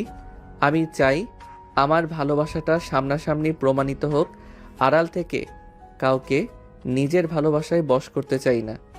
কিন্তু আমি কোনোদিনও তোমার ভালোবাসায় বসবো না, কারণ আমি তোমার গল্পকে ভালোবাসি, তোমাকে নয়। হ্যাঁ, আমিও তো সেটাই মনে মনে ভাবছি, তুমি আমার মনকে ভালোবাসো, কিন্তু আমাকে কেন ভালোবাসতে পারো না? মনটা তো আমার দেহেরই একটা অংশ। যদি তুমি মনকে ভালোবাসতে পারো তাহলে আমাকে ভালোবাসতে তোমার সমস্যাটা কোথায়? সমস্যা কোথায় সেটা আমি জানি না, তবে তোমায় ভালোবাসা আমার হয়তো কোনোদিনও হয়ে উঠবে না। তুমি প্লিজ যা মনে মনে চিন্তা করেছো তা ভুলে যাও। মনে তখনই একটা গান বেজে উঠল, আর আমি আপন মনে বলে উঠলাম, তোমায় ভুলে যাওয়ার লাগি আমি ভালোবাসিনি। ও প্রেয়সী, তুমি আমার হবে কি? তুমি আমার হবে কি? তোমায় ছাড়া এ জীবনে নয়তো কিছু আর ভালোবাসি তোমায় আমি, তুমি শুধু আমার। এই শোনো, তোমাকে আমি কখনো বলেছি আর এখনো বলছি, আমি তোমার গল্পকে ভালোবাসি। আমি তোমার গল্পের প্রেমে পড়েছি, কিন্তু তোমার প্রেমে কোনোদিনই আমাকে পড়াতে পারবে না। সে পারবো কি পারবো না সেটা সময় হলেই বোঝা যাবে। এখন আর সময় নষ্ট না করে চলো না একটু ভিতরে। এখানে যদি তোমার সঙ্গে রোম্যান্স করি তাহলে তো বাইরের মানুষ দেখে ফেলার ভয় আছে, কারণ বেলকনিটা একটু খোলা। রোম্যান্স বলতে তুই কি বোঝাতে চাইছিস? আমার কি মাথা খারাপ হয়ে গেছে নাকি? তোমার যদি মাথা খারাপ হতো তাহলে তো তোমার পাবনায় থাকার কথা ছিল, এখানে নয়। এই কথা বলে নীল নেহাকে কোলে তুলে নিয়ে রুমে চলে গেল আর বিছানার উপর শুয়ে দিয়ে সে নেহার উপর শুয়ে পড়ল। নেহা তার থেকে নিজেকে ছাড়ানোর জন্য অনেক চেষ্টা করতে থাকে, কিন্তু একটা পুরুষ মানুষের সঙ্গে পেরে ওঠে কি এতটাই সহজ, তাই সে আর পেরে উঠল না। আমার সঙ্গে কেন কথা তাই সত্যি খাটাচ্ছ? এটা তোমার থানা নয় যে এখানে তুমি আমাকে যা ইচ্ছে তাই করতে পারবে। এটা তোমার বেডরুম, এখানে তোমার সঙ্গে শুধু আমার রোম্যান্স চলবে। চুপ কর বেয়াদব, চুপচাপ এখান থেকে চলে যা, তা না হলে কিন্তু আমি তোর পরীক্ষার 12টা বাজিয়ে দেব। আমি কিন্তু তোকে পরীক্ষাটাই দিতে দেব না, এটা মাথায় রাখিস। দিলে দিবে, না দিলে নাই। তুমি যদি বেকার জামাইয়ের দায়িত্ব নিতে পারো তাহলে আমি বেকার বসে বসে খেতে পারবো না? অবশ্যই পারবো। তুই আমাকে ছাড় বলছি, আমি কিন্তু তোর মাথাটা ফাটিয়ে ফেলবো বলে দিলাম। নিজের ইচ্ছায় যদি বিয়ের আগে বিধবা হতে চাও তাহলে তোমাকে আমি আর কি বলবো, কিন্তু প্রিয়সী তোমায় আদর না করে আমি কোথাও যাচ্ছি না। এই কথা বলে সঙ্গে সঙ্গে নীল নেহার ঠোঁটে নিজের ঠোঁট টুপিয়ে দিল আর ইচ্ছে মতো কিস করতে থাকলো। নেহা নিজেকে ছাড়ানোর প্রাণপণ চেষ্টা করছিল, কিন্তু কোনোভাবেই পেরে উঠল না। নীল নেহার ঠোঁটে কিস করছিল আর সেই সঙ্গে নিজের ভালোবাসায় নেহাকে ডুবিয়ে দেওয়ার চেষ্টা করছিল, কিন্তু নেহা বারবার নিজেকে সেখান থেকে সরানোর চেষ্টা করতে থাকে। উফ, কেন এরকম করছো? একটু শান্তি মতো শুয়ে থাকো, আমায় আর একটু আদর করতে দাও। বিশ্বাস করো আমি খারাপ কিছুই করব না, জাস্ট একটু আদর করেই চলে যাব। তুই যেগুলো করছিস এগুলো কি খুব মহৎ কাজ নাকি? ভালোবাসা দুটো সম্পূর্ণ আলাদা জিনিস। আমি আমার ভালোবাসাটা আদায় করে নিচ্ছি, তোমার সঙ্গে সেক্স করছি না যাতে তুমি প্রেগনেন্ট হয়ে যাবে। তবে চিন্তা করো না, পরীক্ষাটা দেই, তারপর আমি তোমাকে আমার বাড়িতে নিয়ে যাব আর ওটাও দিয়ে দিব। তুই যাবি এখান থেকে? এখন কিন্তু আমার মেজাজ একদম খারাপ হয়ে যাচ্ছে, আমি কিন্তু তোকে খুন করে ফেলবো। তোমাকে কি আমি একটাবারও নিষেধ করেছি? আমি তো বলেছি তুমি বিয়ের আগে বিধবা হওয়ার ইচ্ছা থাকলে যা ইচ্ছা তাই করতে পারো, কিন্তু এখন তুমি কিছুই করতে পারবে না। এখন শুধু আমায় আদর করার পালা। এই বলে নীল কিসিং পর্ব চালিয়ে যেতে থাকলো। প্রায় 15 মিনিট ধরে চলো ভালোবাসা আদান প্রদান পর্ব। 15 মিনিট পর নীল নেহাকে ছেড়ে দিয়ে উঠে দাঁড়ালো আর বলল, অনেক ক্লান্ত হয়ে পড়েছি তোমার সঙ্গে শক্তি খাটাতে গিয়ে। এবার যাও, আমার জন্য 1 কাপ গরম গরম কফি বানিয়ে আনো, আর আমার কফিতে কিন্তু চিনি কম দেবে, আমি ডায়েট করি কিন্তু। বিষ খেতে ইচ্ছে করে না বল, আমি তোকে বিষ এনে দিই? তুই কি ভেবেছিস আমার সঙ্গে যা করেছিস তারপর আমি তোকে কফি বানিয়ে এনে দেব? সমস্যা নেই, তোমাকে এনে দিতে হবে না, আমি নিজেই বানিয়ে নিচ্ছি। লোকে যা বলবে বলুক, আমি লোকের কথা পরোয়া করি না।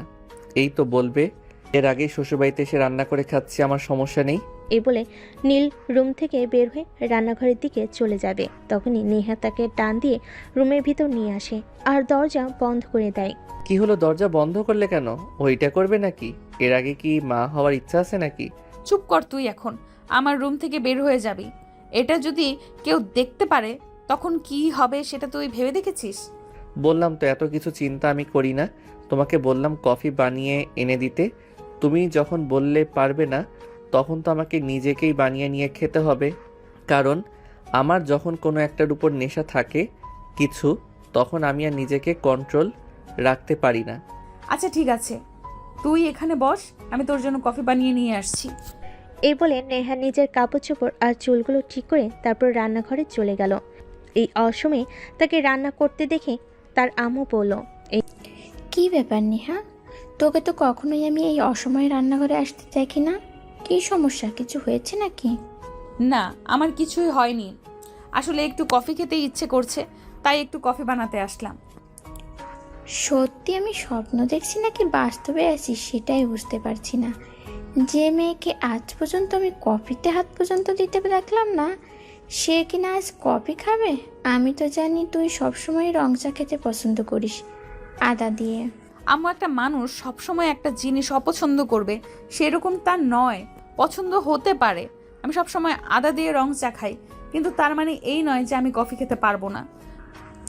আমি কি তোকে সেটা বলেছি নাকি? আমি তো শুধু এটাই বলতে চাইছিলাম যে তুই তো কখনোই নিজের হাতে ব্লেড দিয়ে বাত পর্যন্ত নিয়ে কাজ না, এখন কিনা তুই নিজে নিজেই কফি বানাতে চলে এসেছিস। তোর চা তো সবসময় আমি কিংবা তোর ছোট বোন বানিয়ে দেয়। তুমি আমাকে এত প্রশ্ন কেন করছো? আমি সেটাই বুঝতে পারছি না। আমার তো মনে হয় আমি কোনো অপরাধী আর তুমি কোনো পুলিশ অফিসার, আমাকে ইন্টারোগেট করছো। ঠিক আছে বাবা, তোদের যা ভালো মনে হয় তোরা তাই কর। আমি তো ওদেরকে আর কিছুই বলবো না। যেখানে ভালো কিছু বলতে গেলে খারাপ কিছু হয়ে যাবে, সেখানে তো আর কিছু বলারই নেই। এই কথা বলে নেহার আম্মু সেখান থেকে চলে গেল।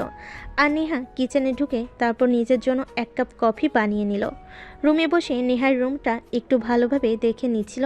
খুব সুন্দর পরিপাটি করে সাজানো রুমটা, এ যেন একটা স্বর্গের টুকরো। কিন্তু নীল বরাবরই অগোছালো একটা ছেলে, সে গুছিয়ে রাখাটা একদমই পারে না। যেখানকার জিনিস সেখানে সে রাখতে পারে না, সব সময় অগোছালো করে রাখে। তার আম্মু কিংবা তার বোন সেগুলো তাকে করে দেয়। অপরদিকে নেহা কফি বানিয়ে রুমে এসে দেখে নীল নেহার ড্রেসিং টেবিলে কিছু একটা খুঁজছে। কি ব্যাপার, তুমি আমার ড্রেসিং টেবিলে কি খুঁজতেছো? তুমি কি কোনো গোয়েন্দা নাকি? আমার বাড়িতে গোয়েন্দাগিরি করতে এসেছো? আরে না, সেরকমটা কেন হবে? আমার বউটা কতটা সাজুগুজু পছন্দ করে সেটাই দেখছিলাম একটু খুঁচিয়ে খুঁচিয়ে। আসলে আমি সাজুগুজু করা মেয়েদের একদমই পছন্দ করি না। আমি চাই আমার বউ ন্যাচারাল সুন্দরী হোক আর সবসময় প্রাকৃতিকভাবেই সুন্দর হয়ে থাকুক। এই শোনো, আমি না পুলিশে চাকরি করি, আর আমার না সব সময় ওই আটা ময়দা মাখার সময় হয়ে ওঠে না। তাই আমি সব সময় সিম্পলি থাকা পছন্দ করি। কিন্তু তার মানে এই নয় যে আমি পছন্দ করি না মেয়ে মানেই সাজুগুজু পছন্দ করে। আর একটা কথা, মেয়ে মানুষ শাড়ি চুড়ি গহনা এগুলো যতটা পছন্দ করে, নিজের স্বামীকেও ততটা পছন্দ করে না। এটা তোমার জেনে রাখা উচিত। ও আচ্ছা, এই ব্যাপার তাহলে। আচ্ছা ঠিক আছে, সমস্যা নেই। তুমি যদি সাজগোজ করতে চাও তাহলে আমি তোমায় সব এনে দেব, কিন্তু সাজগোজ করে রুমের মধ্যেই থাকতে হবে, বাইরে কিন্তু যাওয়া যাবে না। কারণ তোমার সৌন্দর্য উপভোগ করতে হলে শুধু আমি করব, বাইরের ছেলেদের তোমার সৌন্দর্য উপভোগ করতে আমি কখনোই দেব না। এই শোন, তোর এসব উগান্ডা মার্কা প্রশ্ন শুনতে শুনতে আমার মাথাটা একদম খারাপ হয়ে গেছে। এনে তোর কফি আর খেয়ে আমায় উদ্ধার কর। উফ বউ, তুমি এভাবে কেন বলছো? আমাকে একটু ভালোবেসে আদর করে বলতে পারো না? হাজার হোক আমি তোমার একটা মাত্র জামাই, জামাইয়ের সঙ্গে কেউ এভাবে কথা বলে? তোর জামাইয়ের গুষ্টি কিলাই ভাই, তুই কফিটা খেয়ে এখান থেকে যা বলছি। নীল তখন বুঝতে পারে নেহা অনেকটাই রেগে গেছে, আর সে যা করেছে তা অনেকটাই বেশি হয়ে যাচ্ছে। তাই আর কোনো কথা না বলে চুপচাপ কফিটা খেয়ে নিল। আর তারপর নেহার কাছ থেকে বিদায় নিয়ে চলে যাচ্ছিল। বারান্দার পাইপ বেয়ে নিচে নামতে যাবে, তখন সে নেহার দিকে তাকিয়ে বলল, বউ, তোমার হাতে বানানো কফিটা ঠিক তোমার মতোই সুন্দর হয়েছিল। চিন্তা করো না, আমি কিন্তু মাঝে মাঝেই তোমার হাতে বানানো কফি খেতে আসবো। আর আমি সেই গরম কফি বানিয়ে তোর মাথায় ঢালবো, বুঝতে পেরেছিস? এখন যা এখান থেকে। নীল তখন আর কোনো কথা না বলে চুপচাপ সেখান থেকে নেমে চলে আসলো। তারপর চলে গেল দেখতে দেখতে 1 মাস। নীলের অনার্স ফাইনাল ইয়ারের পরীক্ষা শেষ হয়েছে। এখন আর আপাতত তার হাতে কোনো কাজ নেই। তাই একদিন তার বাবা তাকে বলল, তোমার পরীক্ষা শেষ হয়েছে, রেজাল্ট দিতে এখনো অনেক বাকি আছে। সারাদিন তো বাসায় বসে থাকো, তাই আমি চাইছি তুমি এখন থেকে অফিসে জয়েন করো, অফিসের টুকটাক কাজগুলো বুঝে নাও। তোমার কি মাথা খারাপ হয়ে গেছে নাকি? তুমি আমার ছেলেটাকে এখনই অফিসে জয়েন করতে বলছো? আমার ছেলেটাকে নিজের জীবনটা নিজের মতো করে একটু উপভোগ করতে দাও। পড়াশোনা শেষ করেছে সবে মাত্র। কয়টা দিন নিজেকে একটু সময় দিতে দাও, একটু ঘোরাঘুরি করুক, বন্ধুদের সঙ্গে সময় কাটাক। ব্যবসা করার জন্য সারা জীবন পড়ে রয়েছে, তারপর সেসব নিয়ে চিন্তা করবে। হ্যাঁ আম্মু, তুমি একদম ঠিক কথাই বলেছ। এই তো সবে পড়াশোনা শেষ করলাম, এখন একটু নিজেকে সময় দেই, তারপর বিয়ে করে বউকে সময় দিব। আর সেই সঙ্গে বাচ্চা তো একটা ফ্রি আসবেই, তারপর তাকে একটু সময় দিয়ে একটু বড় করে তারপর ব্যবসায় জয়েন করব। থেমে গেলি কেন? একদম নাতিপুতি পর্যন্ত চলে যাবি, তাহলেই তো হতো। এই বদমাইশ মার্কা মেয়ে তুই জানিস না, বড়দের মাঝে সবসময় কথা বলতে হয় না? তুই সবসময় কেন বড়দের মাঝখানে কথা বলতে আসিস? তুই বলতে পারবি, সমস্যা নেই। তাহলে আমি বলতে গেলে সমস্যা কোথায়? তুই যদি বাবা মায়ের সামনে নিজের বউ বাচ্চার কথা বলতে পারিস, তোর লজ্জা করে না? তাহলে আমার বলতে গেলে আমার কেন লজ্জা করবে? আমি তোদের রিকোয়েস্ট করে বলছি, এভাবে তোরা ঝগড়া করিস না। তোদের ঝগড়া আর আমার ভালো লাগে না। তোদের দুটোকে একসঙ্গে বিয়ে দিয়ে আমি উদ্ধার হতে চাই। সত্যি বলছো আম্মু? তুমি আমাকে বিয়ে দেবে? আমি কিন্তু আমার বউ ঠিক করে রেখেছি। আমি কিন্তু আমার পছন্দের মেয়েটাকে বিয়ে করব।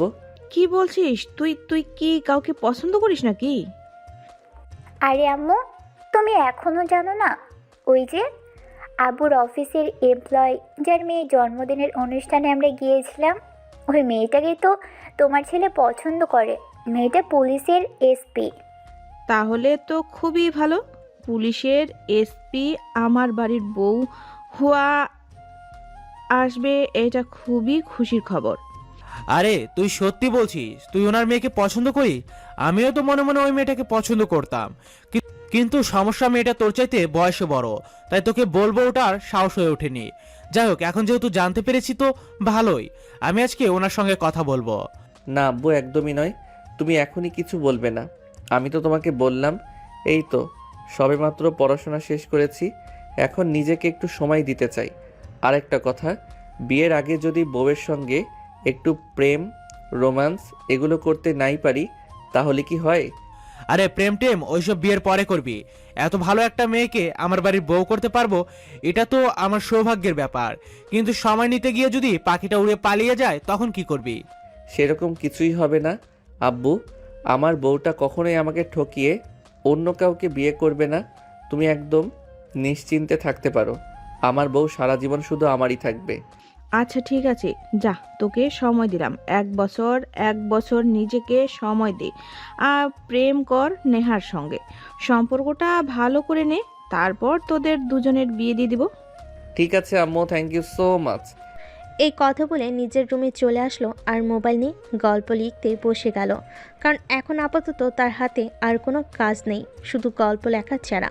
লিখতে লিখতে কখন যে রাত হয়ে গেল সেটা তার খেয়ালই ছিল না। তখনই হঠাৎ তার নেহার কথা মনে পড়লো। তাই সেই মোবাইল বের করে নেহার নাম্বারে ফোন দিল। আসসালামু আলাইকুম, কে বলছেন?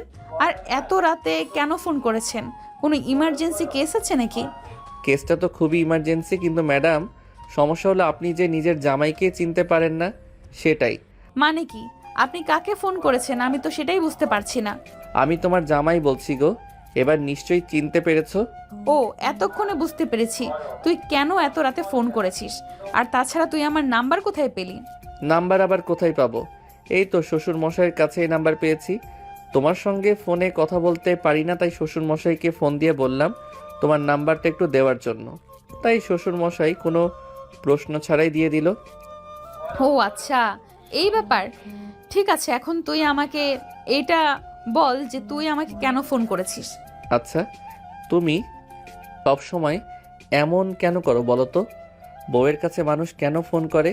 একটু প্রেম করতে, ভালোভাবে একটু কথা বলতে, ভালোবাসার আদান প্রদান করতে, তাই তো?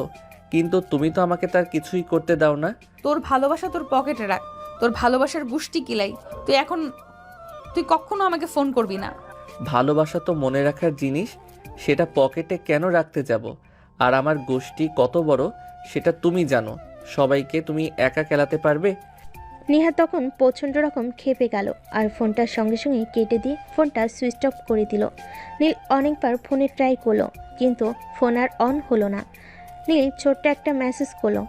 একটা মেয়েকে সবচাইতে বেশি সুন্দর কখন লাগে জানো? সে যখন কান্না করে আর যখন সে রেগে যায়। কিন্তু তুমি তো সবসময় রেগে থাকো। এভাবে সবসময় রাগ করে থাকতে হয় না, মাঝে মধ্যে একটু হাসি খুশি থাকতে হয়, তাহলেই ভালো লাগে। বুঝতে পেরেছো? নিজেকে কেন তুমি এরকম রসকসহীন করে তুলেছো? জীবনটা উপভোগ করো। জীবনটা উপভোগ করবার জন্য সকালবেলা ঘুম থেকে উঠে ফোনটা অন করতেই এই মেসেজটা নেহার চোখে পড়ল।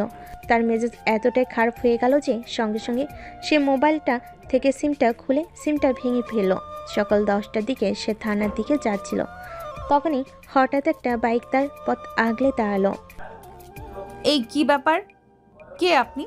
আর আমার পথ আটকে দাঁড়িয়েছেন কেন? তোমার ফোনটা সুইচ অফ কেন বলছে সেটা বলো আমাকে। তুই জানো না তোমার সঙ্গে কথা বলতে না পারলে আমার নিঃশ্বাস বন্ধ হয়ে আসে? তুমি কি জানো আমার কতটা কষ্ট হয়েছে সারাটা রাত? এত কিছু জানার তো আমার কোনো প্রয়োজন নেই। আপনার যদি কোনো সমস্যা থাকে তাহলে আপনি থানায় আসুন, আমি সেখানে বসে আপনার সঙ্গে কথা বলছি। আপাতত আমার পথ ছাড়ুন। ছাড়বো না, দেখি তুমি কি করতে পারো। এখন তুমি পুলিশের পোশাক পরা আছো, এখন তো তোমার ক্ষমতা আছে। আমি তোমার ক্ষমতাটাই দেখতে চাই। তুই আমার ক্ষমতা দেখবি? আচ্ছা ঠিক আছে, দাঁড়া, আমি তোকে আমার ক্ষমতা দেখাচ্ছি। এই বলে নেহা তৎক্ষণাৎ নীলের শার্টের কলার ধরে টেনে গাড়িতে নিয়ে উঠল। আর তারপর এক হাতে গাড়ির ড্রাইভ আর অন্য হাতে নীলের শার্টের কলার ধরে রাখলো। আরে জান পাখি, আমি তোমাকে ছেড়ে কোথাও যাব না। তুমি আমার গলাটা ছেড়ে গাড়ি ড্রাইভ করো, তা না হলে কিন্তু গাড়ি উল্টে গিয়ে খাদে পড়ে যাবে। গেলে যাক, তাতে আমার কি? মরলে তুই মরবি। আমি মরে গেলে তো তুমি বিধবা হয়ে যাবে। তুমি কি চাও বিয়ের আগে বিধবা হতে? এই তোর মুখটা বন্ধ করে এখানে বসে থাক, না হলে কিন্তু আমি সত্যি সত্যি গাড়িটা খাদে ফেলে দেব আর তোকে মেরে ফেলবো। নীল তখন আর কোনো কথাই বলল না, চুপচাপ গাড়িতে বসে রইল। কারণ সে খুব ভালো করেই জানে নেহা রেগে গেলে যা ইচ্ছে তাই করতে পারে, তাই চুপ থাকাই ভালো অপশন। নেহা যদি রেগে গিয়ে গাড়িটাকে খাদে ফেলে দেয় তাহলে নীলের কিছু হয়ে যাবে, সেটা নিয়ে নীল চিন্তা করে না। কিন্তু নেহার যদি কিছু হয়ে যায় তাহলে তো সে তার ভালোবাসার মানুষকে হারিয়ে ফেলবে, আর ভালোবাসার মানুষটাকে হারিয়ে বেঁচে থাকা মরার চাইতেও আরও বেশি যন্ত্রণাদায়ক। থানার সামনে এসে নেহা গাড়িটা দাঁড় করালো আর নীলকে টানতে টানতে থানার ভিতরে নিয়ে আসলো। এবার বল, তো সমস্যাটা কোথায়? কেন তুই রাস্তার মাঝখানে আমার গাড়ি দাঁড় করিয়েছিলি? আমি তো তোমাকে অনেক দিন আগেই আমার সমস্যার কথা জানিয়ে দিয়েছি, তাহলে তুমি আমার সমস্যাটা সমাধান করে দিচ্ছ না কেন?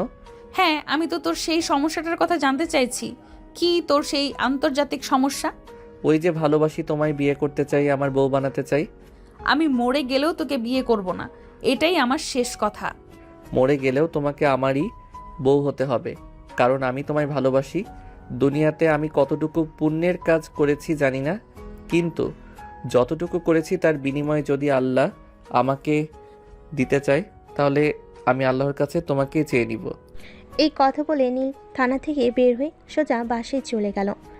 আর তারপর বাসে গিয়ে সে তার আম্মুকে বলল, আম্মু, আমি বিয়ে করব। বিয়ে করবি সেটা তো খুবই ভালো কথা। আমরা তো কবেই বলেছিলাম নেহাকে আমাদের বাড়ির বউ বানিয়ে নিয়ে আসি, কিন্তু তুই তো বলছিলি তুই আগে নেহার সঙ্গে প্রেম করবি, ভালো একটা সম্পর্ক তৈরি করবি, নিজেদেরকে সময় দিবি, ভালো একটা আন্ডারস্ট্যান্ডিং করবি, তারপর বিয়ে নিয়ে চিন্তা ভাবনা করবি। কিন্তু হঠাৎ এমন কি হলো? কি হলো আর কি হয়নি সেসব ব্যাপারে আমি তোমাদেরকে কিছুই বলতে পারবো না। শুধু আমি জানি আমি নেহাকে বিয়ে করব, এবং আমি যে নেহাকে বিয়ে করেছি সেটা যেন নেহা কোনোভাবে জানতে না পারে, কারণ আমি এইটুকু বুঝতে পেরেছি। আর যাই হোক, নেহা জেনে শুনে আমাকে বিয়ে করবে না, আমিও আমার ভালোবাসাকে হারাতে পারবো না। তাই নেহাকে না জানিয়ে আমি নেহাকে বিয়ে করতে চাই। ও আচ্ছা, এই ব্যাপার। ঠিক আছে, কোনো সমস্যা নেই। আমি আজকেই তোর আব্বুকে নিয়ে নেহার আব্বুর সঙ্গে কথা বলতে যাব, আর তারপর সব ব্যবস্থা করে আসব। অতঃপর নীল সেখান থেকে সোজা নিজের রুমে চলে গেল। আর একটু পরে নীলের আম্মু নীলের আব্বুর অফিসে গেল আর সেখানে গিয়ে নীলের আব্বুর সঙ্গে কথা বলল। ঠিক আছে, কোনো সমস্যা নেই, তুমি দাঁড়াও, আমি এক্ষুনি নেহার আব্বুকে ডেকে আনছি আর এখানে সব কথা বলছি। এই বলে সঙ্গে সঙ্গে নীলের আব্বু নেহার আব্বুর নাম্বারে ফোন দিল এবং নিজের কেবিনে ডেকে নিল। তারপর বলতে লাগলো, আমি তোমার সঙ্গে কিছু কথা বলতে চাই। হ্যাঁ স্যার, বলুন না, কি ব্যাপার, কথা বলতে চান? তুমি হয়তো এটা এতক্ষণে জেনে গেছো যে আমার ছেলে নীল তোমার মেয়ে নেহাকে পছন্দ করে, কিন্তু তোমার মেয়ে আমার ছেলেকে পছন্দ করে না। তাছাড়া তুমি তো জানোই আমি আমার ছেলের কোনো আবদার আজ পর্যন্ত অপূর্ণ রাখিনি, তাই আমি তোমার মেয়েকে আমার বাড়ির বউ বানিয়ে রাখতে চাই। আমার মেয়ে আপনাদের বাড়ির বউ হবে, এটা তো আমার খুবই ভাগ্যের ব্যাপার, কিন্তু আমার মেয়ে তো আপনার ছেলেকে চাইতে বয়সে বড়, এটা নিয়ে কোনো প্রবলেম হবে না? ওসব নিয়ে তোমাকে চিন্তা করতে হবে না। আমার ছেলে তোমার মেয়েকে ভালোবাসে, আর আমাদের কাছে আমার ছেলের ভালোবাসাটাই সবচাইতে আগে। কে বয়সে বড় আর কে বয়সে ছোট সেসব নিয়ে আমাদের তেমন কোনো মাথা ব্যথা নেই। আমার ছেলে যাকে নিয়ে ভালো থাকবে আমরাও ভালো থাকবো। কিন্তু স্যার, আমি যতদূর জানি আমার মেয়ে আপনার ছেলেকে একটুও পছন্দ করে না, এমনকি আপনার ছেলেকেও সহ্যও করতে পারে না। আমি দূর থেকে যতটুকু শুনেছি এই বললাম আর কি। হ্যাঁ, তুমি একদম ঠিকই শুনতে পেয়েছো। তোমার মেয়ে আমার ছেলেকে একদমই সহ্য করতে পারে না। কিন্তু কি করব বলো, আমার ছেলেটা যে তোমার মেয়েকে বড্ড বেশি ভালোবাসে। তোমার মেয়েকে ছাড়া সে অন্য কোনো কিছু কল্পনাই করতে পারে না। তাই তোমার মেয়েকে আমার বাড়ির বউ বানিয়ে আনা ছাড়া আর কোনো উপায় নেই। আপনার ছেলের সঙ্গে আমার মেয়ের বিয়ে দিতে আমার কোনো আপত্তি নেই, কিন্তু আমার মেয়ে কি রাজি হবে? সেই জন্যই তো তোমাকে আলাদা করে ডেকে এনে কথা বলা। তুমি তোমার মেয়েকে কোনোভাবেই জানাবে না যে তোমার মেয়ের বিয়ে আমার ছেলের সঙ্গে, সবটাই গোপন রাখবে। কিন্তু পরে যখন সব জানতে পারবে তখন তো বিশাল একটা ঝামেলা বাঁধবে, তখন কি হবে? আঙ্কেল, সেসব নিয়ে আপনাকে চিন্তা করতে হবে না। পরে যেটা হবে আমি সামলে নেব। আপনারা শুধু বিয়ের ব্যবস্থা করুন। অতপর সেদিন বিকেলবেলা নেহার আব্বু যখন বাড়িতে আসলো তখন নেহাকে নীলের পরিচয় গোপন রেখে বিয়ের কথা জানালো। আর বিয়ের কথা শুনে নেহা এক কথাতেই রাজি হয়ে গেল। সে তার আব্বুকে সম্মতি জানিয়ে দিল, কারণ সে নীলের অত্যাচারে এতটাই অতিষ্ঠ হয়ে পড়েছিল যে কোনোভাবেই হোক নীলের হাত থেকে তার মুক্তি পাওয়া একটা নেশা হয়ে দাঁড়িয়েছিল। তাই সে তার আব্বুকে বলে, আমি রাজি, তুমি যার সঙ্গে বিয়ে দিবে আমি তাকেই বিয়ে করতে রাজি আছি, আমার কোনো প্রবলেম নেই। বেচার নীলের হাত থেকে মুক্তি পাওয়ার জন্য এতটাই দেওয়ানা হয়ে উঠেছিল যে সে কার সঙ্গে বিয়ে করছে বা কাকে বিয়ে করছে সেটা জানার কোনো আগ্রহই দেখালো না। যেভাবেই হোক তার নীলের হাত থেকে মুক্তি পাওয়া যায়, এটা দেখে নেহার ফ্যামিলির সবাই এবং মেয়েদের সবাই অনেকটাই নিশ্চিত হলো যে নেহা কার সঙ্গে বিয়ে হচ্ছে সেটা জানতে চাইল না আর তার সঙ্গে দেখা করতে চাইল না। দেখতে দেখতে বিয়ের দিন ঘনিয়ে আসলো। বিয়ের সমস্ত আয়োজন শেষ করে নেহাকে নীলদের বাড়িতে নিয়ে আসা হয়েছে। আসলে বিয়ের আনন্দে নেহা এতটাই মাতোয়ারা ছিল যে সে কোথা থেকে কোথায় আসলো কিছুই বুঝতে পারল না। তাছাড়া বিয়ের পুরোটা অনুষ্ঠান সে নীলের বাড়ির কাউকেই দেখেনি, আর নীল মুকুট পরা ছিল তাই নেহা বুঝতে পায়নি। তবে সবটাই যে ভালোভাবে কেটে যাবে তেমনটা তো নয়। আর এখানেও ঠিক সেরকমটাই হলো। নেহাকে নীলের চাচাতো বোনেরা বাসর ঘরে রেখে গেল। আর কিছুক্ষণ পরেই নীল বাসর ঘরে প্রবেশ করলো। দরজাটা বন্ধ করে দিয়ে নেহার সামনে এসে দাঁড়ালো। নেহা তখন বিছানা থেকে নেমে নীলকে পা ছুঁয়ে সালাম করতে যাবে, তখনই, প্রিয়তমা, তোমার জায়গা আমার পায়ে নয়, আমার বুকে। কথাটা শুনেই নেহা 360 ভোল্টেজের শখে নীলের চেহারার দিকে তাকিয়ে বলল, কিরে, তুই এখানে কেন? এখানে কি করছিস? আর কিভাবে এলি? আমার বাড়িতে আমি কি করে আসবো? তাছাড়া এটা বাসর ঘর, এখানে আমি ছাড়া কে আসবে? মানে আমি তো কিছুই বুঝতে পারছি না, কি হচ্ছে এখানে সব? মানেটা খুবই সিম্পল। তোমায় বলেছিলাম না তুমি মরে গেলেও আমাকেই বিয়ে করতে হবে, আর এখানেও সেটাই হয়েছে। তোমার বিয়েটা আমার সঙ্গে হয়েছে। আমি মানি না এই বিয়ে, আমি এক্ষুনি চলে যাচ্ছি এখান থেকে। এই কথা বলে নেহা রুম থেকে বের হয়ে চলে যেতে চাইছিল। নেহা যেই না দরজাটা খুলতে যাবে তখনই নীল তাকে টান দিয়ে একদম বিছানার উপর ফেলে দিল। তারপর নেহার বুকের উপর শুয়ে পড়ল। কি ভেবেছ এত কিছু করে তোমাকে বিয়ে করেছি আর এখন তোমাকে চলে যেতে দিব? ছাড় আমাকে, ছেড়ে দে বলছি। আমি এখানে আর এক মুহূর্তও থাকবো না। তুই আমার সঙ্গে প্রতারণা করেছিস, আমার জীবনে কোনো প্রতারকের জায়গা নেই। সে তুমি যাই বলো না কেন, এত কষ্ট করে তোমাকে পেয়েছি, এখন কি আর তোমাকে যেতে দেব নাকি? এরপর নীল নেহাকে আর কোনো কথা বলার সুযোগ না দিয়ে তার ঠোঁট দুটো নিজের দখলে নিয়ে নিল আর ভালোবাসার উষ্ণতায় নেহাকে উষ্ণিত করতে থাকলো। নেহা নীলের থেকে নিজেকে ছাড়িয়ে নেওয়ার জন্য অনেক চেষ্টা করছিল, কিন্তু কোনোভাবেই পেরে উঠছিল না। অপরদিকে নিজের সমস্তটা উজাড় করে নেহাকে তার ভালোবাসার পরিপূর্ণতা দিতে শুরু করলো। উফ ভিউয়ার্স, আপনার এখনও রয়ে গেছেন? আরে ভাই, লোকের বাসরে এইভাবেই দেখতে হয় না। তাদের বন্ধ করে গল্পটা না হয় তাদের বন্ধ দরজার পেছনেই থাক। সবাই ভালো থাকবেন, সুস্থ থাকবেন। আবার দেখা হবে নতুন কোনো এক প্রেমের গল্পে। আজকের গল্পটা এ পর্যন্তই ছিল। আল্লাহ হাফেজ।